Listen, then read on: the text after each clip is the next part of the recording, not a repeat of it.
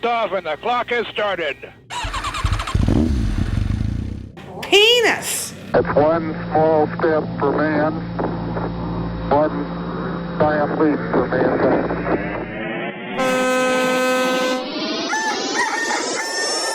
Hey guys, welcome to the third episode of Art Mart. We welcome you guys to a little bit of a different episode today. I'll introduce we're going to go around like normal, introduce ourselves. I'm Trip Parks. I'm Nathan. And I'm Nathaniel. We have this. And Mark's not here because he's working today, but we miss him and hope he's doing well whatever he's doing. And I hope he's not getting crushed by another pallet. He'll be remembered forever in our hearts. And his chips. Until next week. Crunchy. I certainly hope so. I hate soggy chips. Oh God! All right. Well, today we're gonna do a little something that was a little close to all of our hearts. It's going to be design in cars. So this might not be everybody's cup of tea, but it sure is ours. So why don't you sit back and nerd out with us about car design and our little different sections of what cars were produced in our areas. Like I'm gonna go ahead and start with this Carolina squat that we were talking about earlier. Yeah. Because dear God, it is the ugliest thing you can do to a vehicle and the most dangerous thing you can do. For all you viewers that don't know what a Carolina squat is, Which I assume is everyone that isn't from like southern mid-Atlantic of the United States. fair enough. Right. Fair enough. Well, you just go and take a truck. You lower the back a little bit and then put bigger suspension on the front. So basically the car's leaning up towards, watch the moon. And then the shocks on it from like a dune buggy, so they just kind of sway everywhere. So you can't look where you're going and you can't control your car. Imagine if someone turned an oversized pickup truck into like a bulldog, where they're just kind of like leaning up and their back legs are too short and their front legs are too long. You know, I've never seen one of these things. A bulldog? Oh, no, not a bulldog. You just keep on talking. I'm going to pull up a picture for you. No, one of my... anyway, yeah, I've never seen one of these Carolina... Carolina squat is the style of it. And it's... I don't know how I've seen them more. Here you go. Oh, pulling up a picture. Oh, boy. Oh, that is... It's hideous. Yeah, that's disgusting. Can you tell how not safe it is, too? Like Absolutely. How the fuck are you supposed to see out of that? I don't think you're supposed to when you drive a truck like that. You just kind of go where you want to go. And It looks like it's designed to go straight. And that's it. straight into a wall. And over any curb, Pedestrians, trash cans. cats, dogs, elderly citizens. You get Oh, extra sure. points that way. Extra points. Right, so that's a very specific regional ugly modification for trucks. What were the trucks like in like Texas? Because when I think of a Texan truck, Oh, it's the stereotypical big lifted mollycoddler trucks. right, Like where the wheels and tires are about the same size or about the same height as the door. I've seen like videos of these people with those kinds of trucks that they have to like hop up because the truck is too tall and they're too short, which is why they have trucks that are too tall because they're like short. They have LDS. Exactly. Mm-hmm. Which is the opposite of BDE. Right, they just kind of have to like hop into the trucks. Oh, for sure. Yeah, you got to like have a ladder or something. No, what they'll also do, like what I've seen a lot of people do, is they'll mod out the horn on those. Do they play Dixie? Well, no, they don't play Dixie. No, they put I've a heard it train before. horn in there. Oh yeah, there are actually people like my school that would do that. Yeah. With I their hate that shit. Yeah, train horn. it's They put absolutely actual obnoxious. train horn in. Yeah, and like you'll see them especially like coming from the Cowboy Stadium or like the Rangers ballpark or something. Like you're stuck in traffic with them, and they are behind you honking their train horn at you, putting on their blights, and they're lifted to the point where their brights are shining right in the back of your window. Square into your mirrors, so you're being blinded by them. Oh, for sure. Yeah, Right into your soul. it's like your living room. It's like the light in your living room is on in your car. In your eyes. Yes, It's and like in someone your is eyes. holding your living room lights between your glasses and your face. It's Yeah. like how can I draw the most attention to myself as humanly possible? I don't For think you sure. actually can at that point. Yeah, at that point, you don't even see a person in the truck. It's just a giant douche. Yeah. Right. It's a caricature of the truck. Yeah. The problem there is that like because the lift kit makes the a lot of times it can make the car a little bit like structurally unsound. Death wobble. Yep. you run into death wobble, and I've seen where one of my friends' one of my friends' brothers took their. That's like so many different levels. You're like, one of my friends, well, kind of my friends. It was my friend's brother. My friend's Yeah. brother, roommate's second cousin's grandma's brothers. Is the CEO at Nintendo. To be fair, I never actually met the guy. All I know is that he broke his axle off-roading because his truck was lifted to the point where like the axle was exposed. Right. It's like when you see people with jacked up pickup trucks like towing shit when that's the absolute worst thing you can do. Mm-hmm. Well, it definitely doesn't help with gas mileage either.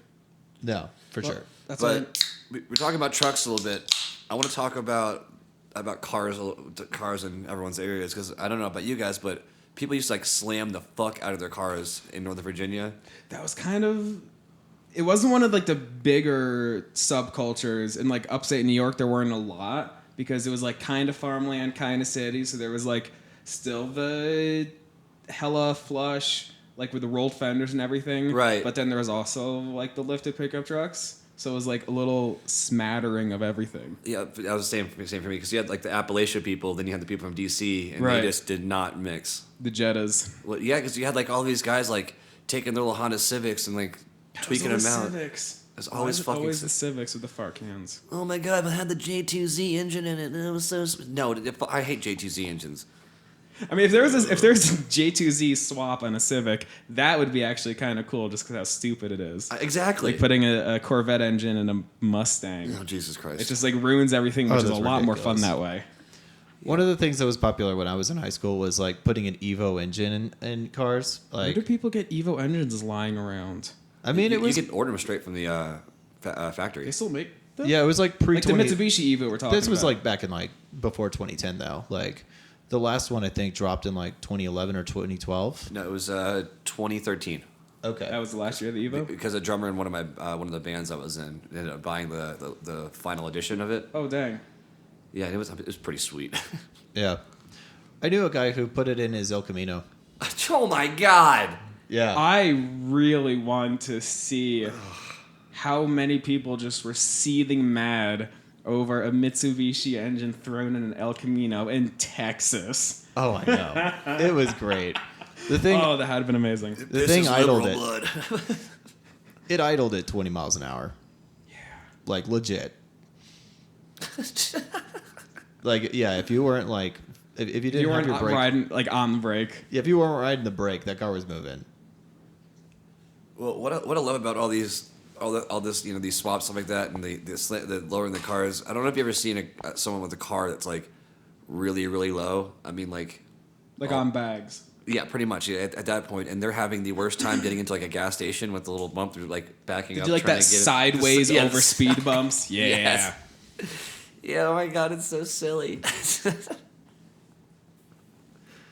But let's get into we were talking a little bit about our history with seeing different cars and how people modified it in our areas. Let's go and dive into car designs throughout the century. Ooh, that's a big topic. Right Oh. on. We're all That's very capable of talking about that too, as all of us are also car designers on the side, as well as multi-billionaires, in case y'all know that. Yeah, for some reason I can only design cars when I sleep. I just like my hand goes off the side of the bed and starts like drawing cars, and I wake up I'm like, oh my god, I'm a savant. I'm the same way. I just keep like a block of clay on the side of the bed, and then I wake up to just like supercar designs. There's like clay all over your pants too. A wet dream where you just design cars while you sleep. Call us in the morning like it happened again. Yep, I've legit woken up to a kit no. car in my room Oh, that went I a little- built overnight. Right, of course, sleepwalking. I got a funny story about sleepwalking. I know it's a stupid tangent, but I have to say it. Oh, no. I got really, really stoned in high school. Like, I mean, we put a towel over the top of the shower, and we hotboxed the shower. So it was like literally just like thick smoke in front of us. And Okay. just stupid stoned. So we went to sleep, and then I had this dream I was late for school, Yeah. and I woke up in the shower In the shower. with boxers on. Was the shower running? It was running, and Yeah. I had already shampooed my hair. Sleep ridiculous. shampooing. It was a fucking Sunday morning. Who needs Sunday morning cartoons? Who needs that? But anyway, going through the decades, we're gonna jump around a lot because we have ADD. So just bear with us. But we're gonna. I'm really gonna start with the Model T because we watched a video today. This makes us experts. Yeah, which makes us pure experts. So hey, GM and Audi and all them hit us up for car designs because we obviously don't jerk off. We know with a thing the or clay two. at all. Mm-hmm. But I liked the Model T a lot. I thought it was a good looking car. It's literally as simple as you can get of a car without it just being a chassis itself. Yeah, exactly. Then there was I don't know if you guys ever saw in your history books the older cars back in the late 1800s. It was pretty much just an engine and a piece of wood. Right, because there was literal wooden wheels. Yeah, wooden wheels and it was just pretty much the back of a flatbed with an engine on it with four wheels. Like a tractor, because back then it was just transportation. There was nothing else. Right. Yeah. It wasn't like a status symbol, except for the fact that you had this thing that was pumping whatever gas it took to make the thing move. Well, yeah, and they didn't even have established roads back then. Right. So you had to have a forgiving suspension. It wasn't that much of a focus on design. Henry Ford was like, you can get any color you want as long as it's black. Yep. I love that so much. Yeah. As long as it's black. I love that. That was his response to Chevy competing by saying you can get it in different colors. Right. Versus Ford is you want a Model T, you get a Model T. Mm-hmm. Well, not to reference this video again, and we should probably give a shout out to whoever made this video that we watched earlier, but. Nice shout out. Yeah. Hey guy. Shout out to some guy. Hey guy. Good job. But getting into the 20s is still Model T was huge because cars were about to revolutionize, and then in the 30s the whole car design changed completely into trying to get people to buy models every year, right? Instead of utilitarian, which what you're talking about is hey Lily, it's an engine, a roof, some lights, and a chassis. That's all you get out of a Model T. And versus if you make the design change every year, you have to keep up with the Joneses. Exactly, creating competition within car buying, which is absolutely smart. There's a guy from GM, right, that did that? Yeah, that was the I think CEO or design chief that realized, hey, we can get people to buy cars if we change the design ever so slightly.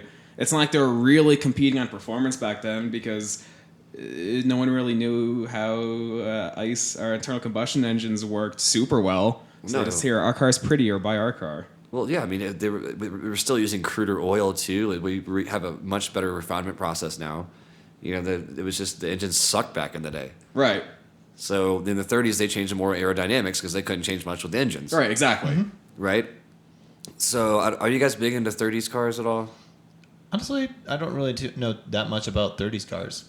What I really love, it's pretty much bastardizes 30s cars. But you see them a lot where it's super chopped, where they absolutely slam them, they cut the roof down, and it looks like... Rat rods. Not quite a rat... I've seen rat rods. That's more kind of like patinaed, where they make it look like it's been through an apocalypse, versus I'm thinking of I forget the full name of the subculture, but where they chop the roof down, make it super low, make it look like a lowrider? Actual bullet. It's not quite lowriders because I feel like I know what you're talking about though. 80s. I'm just thinking chopped. It's I think it's another word for it past just chopped, but you see them a lot with old Lincolns and Fords, and especially the 38. Special Buick, which one's really popular because you're right. So sleek looking, and obviously completely bastardizes 30 cars. So I can't say I'm a huge fan of that decade, but if you take that decade and then change absolutely everything about it, yeah, they're cool. Sweet. Well, I was thinking more like the 32 Ford Roadsters and stuff like that people take to the track on the weekends, and they put those huge fucking superchargers in the front, and there's a lot of style to that. There's a whole subculture. Absolutely is. That people doing that shit, Do you guys ever been to a track? I've never been to a race. No, me neither. I've been to a lot of car shows at tracks. You should definitely go to one. It's like Walmart on steroids on a Saturday night. Elaborate on that. Yeah, I'm curious. You see some. I mean, that is the bottom of the barrel. The reddest of the rednecks go to these things. I used to race go-karts when I was a kid. Like those little fast, low ones. Yeah. Oh, yeah, I know what you mean. Who gives a 10-year-old a go-kart that goes 0 to 60 in less than 4 seconds? Was it one of those electric ones, or was it? It was gas. I mean, that Oh, motherfucker shit. flew. It was an What? engine. It was engine, 2 wheels, and some aerodynamics, and me like in this little Just thing. you strapped in there. Whee! Woo! And then my dad, I was like, go through the neighborhood. I'm going through like our Oh, neighborhood. I thought you were on you were actually on like public roads. Well, I had nowhere to practice but the neighborhood, so I'm just like could've zooming killed neighborhood, and my Jeez. parents got in so much trouble. By who? The cops? Cops, the what is the board? HOA? HOA Oh, got no. super fucking pissed off. I can mean, imagine that. It was bad. But like if you go to a racetrack, I mean, a lot of these people take so much time and energy to put into these, the way it looks, the way it performs, and the Right. styling. That aspect of going to a race, I absolutely love. But the people in it are just as much fun to watch. The second kind of design. Yeah. But getting into the 40s a little bit, I know there wasn't a lot of cars produced because we were in the war. I can think of a few reasons why we didn't focus on like cars. Is what like people were dying every day. I and mean, everything. yeah, people Nah. were like they were using steel for currency because we had to save brass. Sweet baby Jesus. We We almost brass. lost It it. was too. copper. Oh yeah, it was specifically copper. Yeah. Right. So if anyone has a 1942 penny that isn't steel, that thing's worth like $100,000. Oh, my cousin does, or that isn't steel. That no, obviously I have dozens of steel pennies, but if you have a penny from 1942 that's still copper, that thing is worth stupid amounts of money. That's ridiculous. Check your change. Every time you get a penny, just look specifically. But I'm not gonna lie, I'm a huge World War II buff, and I do love like tanks and like the Willys Jeep from back in the day. Like, it basically won the war for the Americans. yeah, but like a lot of people say there's no styling to any of these things, but there is. Mm-hmm. Like I thought even the Panzer tanks were badass looking. I mean, there was a style in almost going back to like the early 1900s, a style in the utility of it all. Well, yeah, and I do personally think that a lot of like the German tanks were like made to invoke fear. The I'm style sure, of this. absolutely. Oh, I could absolutely believe that. There was like the mouse tank that was never actually like put into service or whatever, but it was like twice the size of the Panzer or the King Abrams. Tiger tank. Oh, okay. The King Tiger tank, and if I saw that on the battlefield, I think my ass would be running the other way. Your ass would leave before the rest of you. That's how fast you'd go. There'd be a whole sound effects to like a Looney Tunes cartoon. Yeah, that's also like the whole logic. You're gonna behind, Zoidberg your way out of there. Like they would design bombs specifically so they would whistle. That whistle was designed to like Invoke fear. yeah, to invoke fear. There was a Stuka, the Stuka dive bombers that did that. The Stuka dive bombers. Yeah, it was actually the planes themselves that made those noises. Oh, Yeah, because psychological warfare is almost more important than actual warfare. Well, they said that was why it was so fucking hard in northern Africa to win the war because dive bombers are coming out of nowhere, and all you just hear them. So you're like kind of running, and you don't know where to go. Right. There's nowhere to fucking go. Right, because yeah, they're going so fast and that you can't outrun that bomb that's coming at you. 550 miles an hour on a straight downward slope, and those they're pretty accurate. I know we're getting a little off topic, but we Only don't a care. little. Doesn't matter. We're fucking awesome. That's why you're listening. Jesus. Oh god, the eagle's coming out. The eagle? Eagle.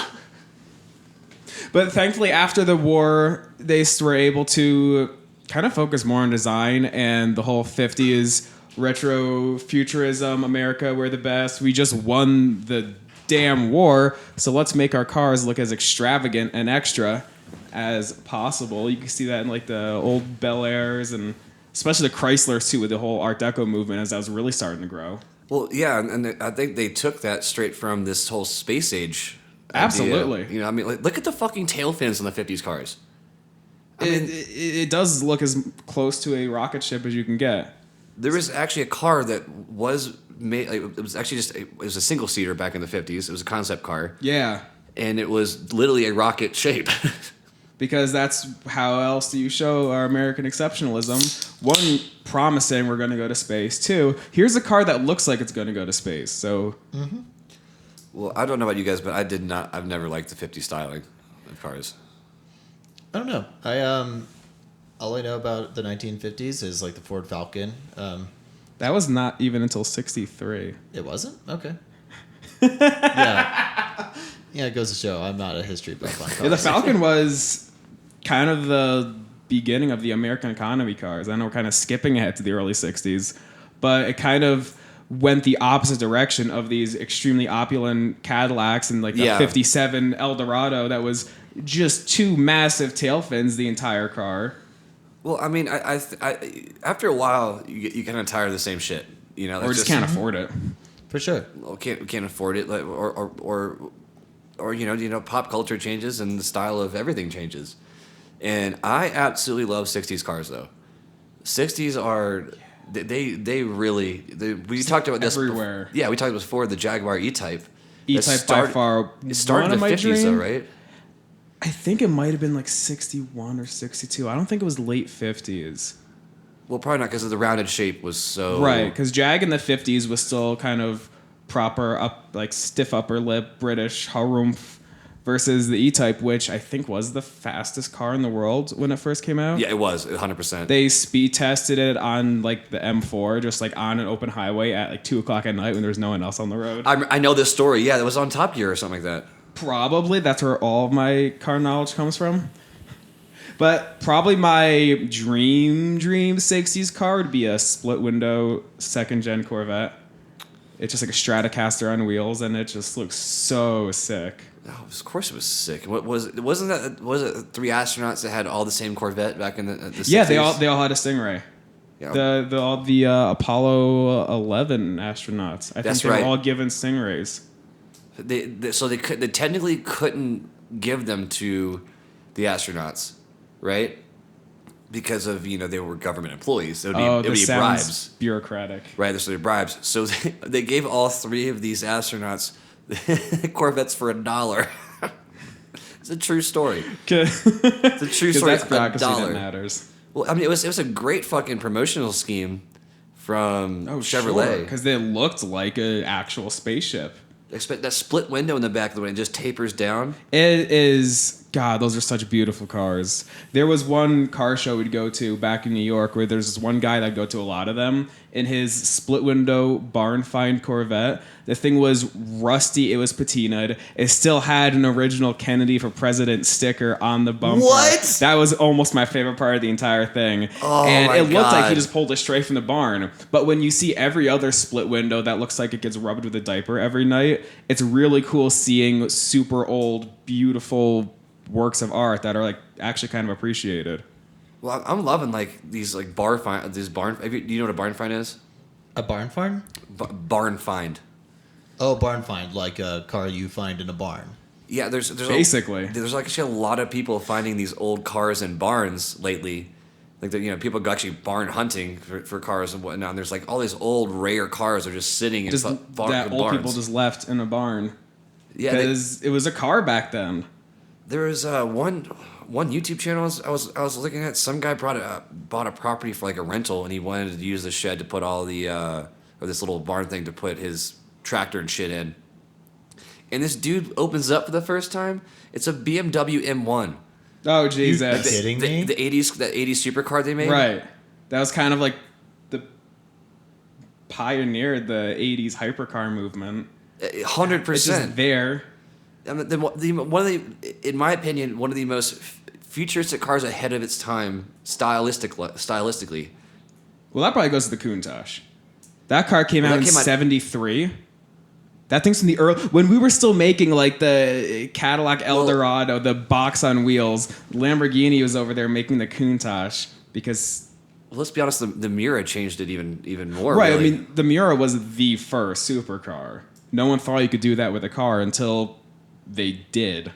Well, let's talk about how Lamborghini started. To be honest, It's a tractor company.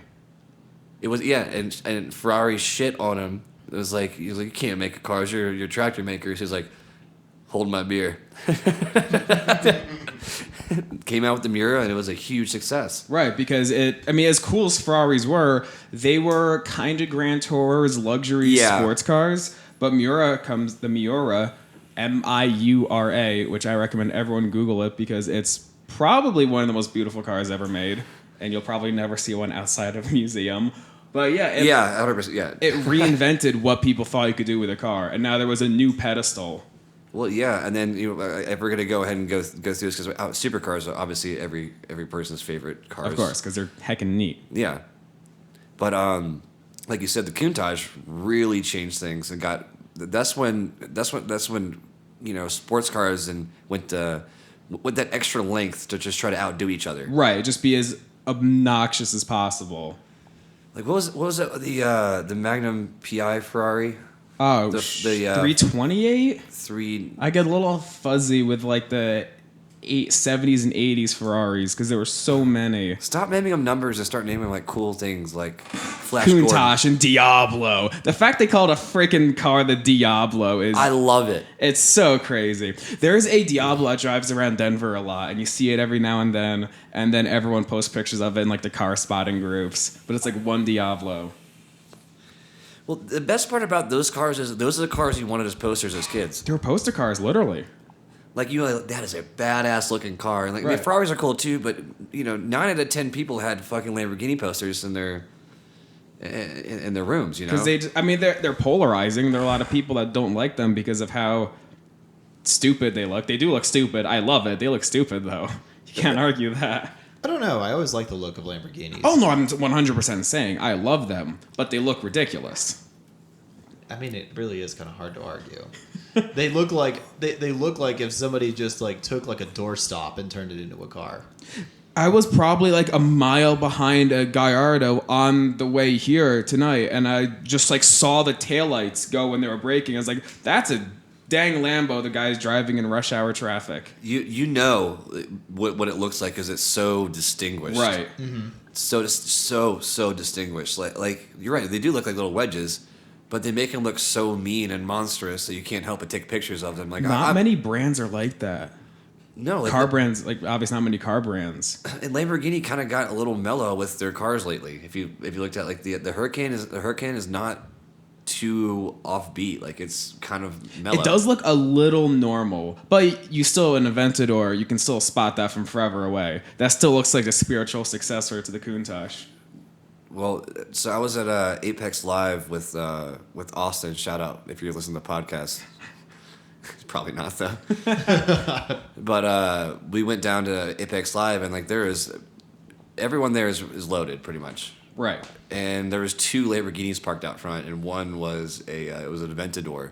It was actually the it might have been the Revington edition, like there was like an edition. There's like right because 500 of them that was just like it was basically made out of old like boat parts or something like that from like some warship or something. Oh wow! Yeah, something like some crazy story. Don't fact check something me on that. to charge an extra like $2 million. Yeah, it was just fucking sick looking, and I mean like when you look at those cars, you almost like go back to that nostalgic like looking at a poster again. You turn into like a little kid. And I assume any person who's ever driven a car of that caliber, like the best car I've ever driven is a Ferrari F-Type, and I immediately reverted to a 10-year-old kid. The sounds, the look of the car, like I mean, there's just something. There's nostalgic, something there, right? That unless you have just that obsession, weirdness, where you're a car nerd, then it's just like, oh yeah, there's a car, but if you get it, you get it. Well, I think that's kind of like the art to it. Absolutely. Like when you see a painting for the first time or whatnot, and it moves you a certain way, we feel that way about vehicles and whatnot because it was our culture raising up or growing up. Everyone's doing little things with their cars, putting rims on them. Let me put a spoiler on that bitch. But give that Carolina squat. It all stems from the same love of automobiles that wouldn't be possible if they didn't decide to start focusing on design and that yearly iterations. If we just kept it as a utilitarian tractor, who knows if anyone would care about cars, like care about dishwashers. Thank God we had some class in the 30s. Some of us. Some of us. I don't even know what that's supposed to mean. All you old people listening, you hooligans. Kids these days. Out there putting that hooch in the back of your old fucking Ford pickup. That's where NASCAR comes from. Did you know that? Literally comes from fucking moonshine runners.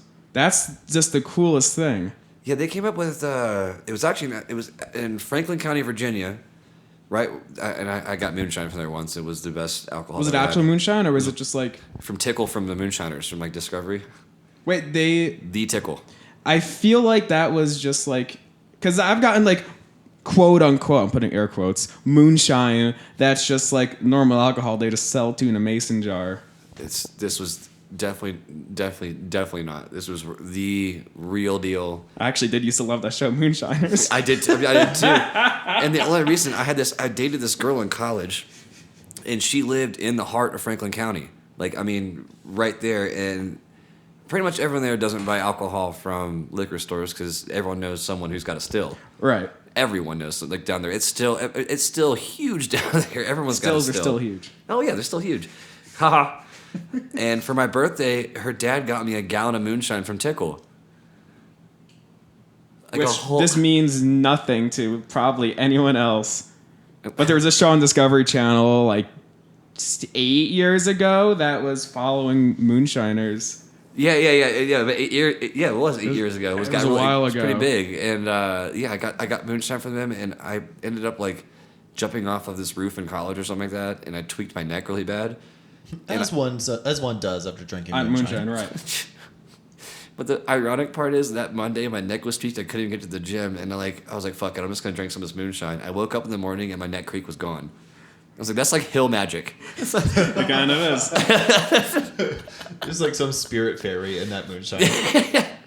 Some spirits in that moonshine. Well, dude, in that area they use it for everything, like starting cars. I've seen that cars that run on literal alcohol. Well, yeah, you can. Like, it actually runs cleaner on alcohol because it burns cleaner than gas. Right.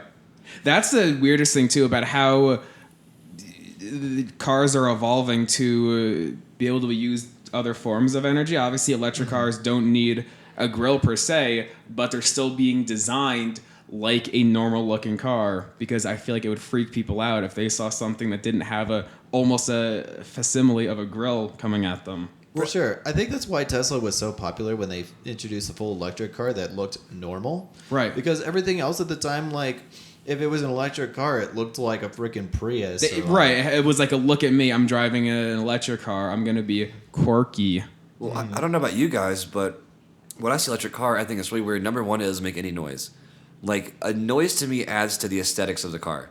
It makes a car have personality. Right. Right? And then the second thing, I don't see any exhaust on the back of the car. And that's a huge accent piece to any car. Like, I used to always change my exhaust kits out and fuck with that shit because it added a little bit extra to it. Aesthetically, right? The style of it. And just about exhausts, I've only ever seen the hydrogen-powered Toyota. I forget what it's called. But I saw them in Cali. And when they would accelerate, just water would come out the exhaust because hydrogen outputs water, and it looked really stupid. Basically, it looked like it was just going down the road peeing like a bat. Did it make a noise? I was always inside of another car. I don't know what kind of noise they make. I'm assuming it kind of makes like a high-pitched spaceship sound, but that's just because I've watched too much sci-fi movies. I don't know. The Tesla, whenever it's going slow, it does that like... That's because they have to. By law, electric cars have to make a sound under a certain speed because the early ones made no sound and people were getting hit by them because they didn't hear them come. Don't make no laugh, but... The real silent killer, not cigarettes. Oops, didn't mean to scare you. Just a guy sneaking up on people in his Tesla's. Doink. Oh, my bad. I didn't mean to creep up on you there. Well, like I know that's probably where cars are going design-wise, that they're eventually, everything's going to be either electric or hydrogen or something. But we're going to still be in that generation who remember this. Back in my day, we used to slap a catback fucking exhaust kit on that and try to scare all the girls in high school. No, but like I feel like we're going to miss a little bit of that. Like when my client in Virginia, when I had the protein bar, my first business, the guy like literally... Hopefully, Keith, if you're listening to this, thank you again. This is like the best week of my entire life. Like he like went away for a week and he like let me borrow his Jaguar F-Type. And those are my dreams. Spiritual successor to the E-Type in like every way. Literally. I mean, like this car is just the most beautiful car. It was developed by a guy from Aston Martin too. I think so. Yeah. Yeah, and it's sleek. But the best part about it is the sound. It doesn't matter if you have the 6-cylinder or the 8. The 8 is literally a fucking monster, the way it sounds. But the sound of the car adds to its elegance. It absolutely does. But then where electric cars are going is there's no sound, but they're just obscenely fast. Too fast for any normal person who has absolutely no training to handle. But sure, the sound's going away, but the performance and other capabilities is really impressive in and of itself. No, I think that's kind of where we're at with consumers, though. They want good gas mileage. Right. They don't need it to look hyper extravagant, and they want it. People want to be fast, so they can tell their neighbors, like, my car goes 0 to 60 in 3.2 seconds. Like, great, you're still gonna be stuck behind the same traffic at rush hour. It's just harder to go slower. Yeah. Well, I think we covered literally pretty much every decade, even the 80s with the M1. I do love 80s. My old car, before I moved to Denver and had to get something with all-wheel drive, was an old Mercedes SL. Oh! Which, that car, as you look at it, is almost perfectly indicative of every decade it's from. We look at the old ones from the 60s, the gull wings. Yeah. Obviously, that's one of the most famous designs from then. And then you get the... Gorgeous, though. Right. Oh, my Gorgeous. God. It's beyond... It's just sex on wheels in every conceivable way. But then you get to the 80s, which is the one I had, which was, what you think of as the 80s Mercedes, where, what was it, Beverly Hills Cop? Axel Foley had one. That's that car. And you get to the 90s where it was a little boxier. And even now, it's always kind of one of the best litmus tests of what the kind of car design spirit is for each decade, as was the SL. And I had that for a couple years. It was kind of slow. It got like 9 miles per gallon. The air conditioning didn't work. But God, I love that car because it looked so cool. Well, I love when you have cars like that. Like I still miss this car. I had a 2011 Dodge Challenger. Oh, hell yeah. Oh, man. I put Black American racing rims on it, and I put a catback exhaust on it. It was only, but the problem is, like, everyone's gonna give me shit for this. It was a 6-cylinder. Oh, I'm in this Facebook group that's shit V6 muscle car owners say. Which is super specific, but I absolutely love it. I absolutely, because I used to get so much. I was like, "It's got the V8 in it," and I was like, "Sure does." And it's like that too. Got that V8 in there. Yeah, the V8 motor. I can't help it. I'm from Appalachia. You got a Hemi in that boy? Well, wrapping up this episode, I got some cool news for you guys I haven't said yet, and for you viewers. Oh. We are going to be set up for Spotify Greenlight the next week. Do you guys know what that is? No Actually clue. don't. You can All tell by our shocked faces, which no one can hear, but... So it's like Discord, but through Spotify. Wait, seriously? See, what? Yeah, so now all of you Spotify listeners don't need to download Discord. You don't do anything through that. You can literally talk to us through Spotify Greenlight during neat. our episodes. That's kind of cool. Okay, yeah. Hit us up on Greenlight. You have the green light. Oh, boo. And Nathan got the red light. And Nathan has now been thrown out the window. Call it defenestration. Oh no, my flannel! My flannel, no. My pine-flavored IPA, no. It's okay, my beard saved me. Got caught on the window. It cushioned his fall. It's just spraying them back up.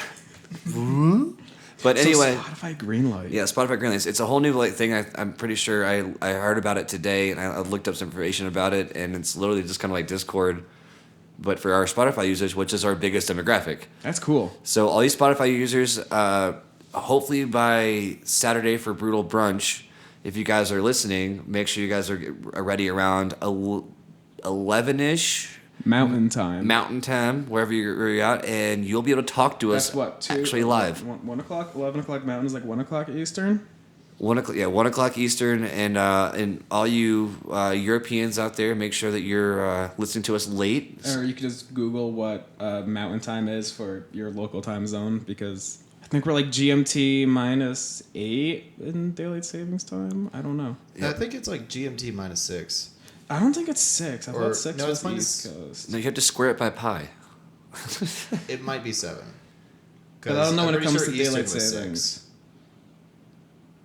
or not Eastern was 6. Sorry, Central was 6. Well, anyway, we're giving you the target time that we usually start around 11 a.m. on Saturday.